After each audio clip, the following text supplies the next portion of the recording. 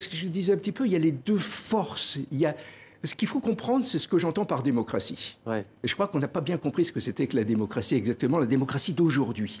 On connaît le système politique, le multipartisme, la liberté de vote, scrutin, le vote, scrutin, etc., qui est quelque chose d'extrêmement important. En Algérie, aujourd'hui, c'est quelque chose d'extrêmement important.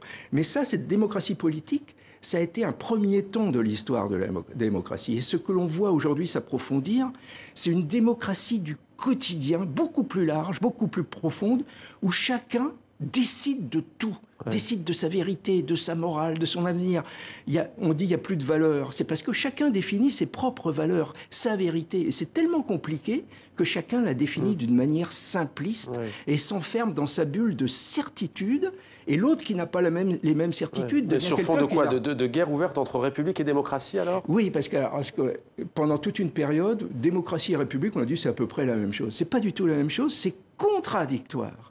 La République, elle vient d'en haut, elle vient de l'État qui définit un projet qui entraîne toute une communauté.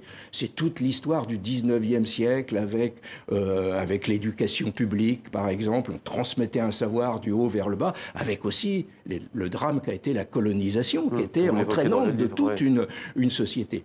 La démocratie, elle vient d'en bas, mais elle vient pas seulement du vote, elle vient de plus en plus de l'individu.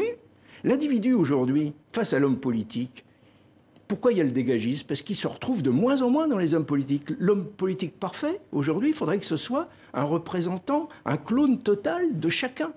Donc, ça ne va jamais d'une certaine manière. Et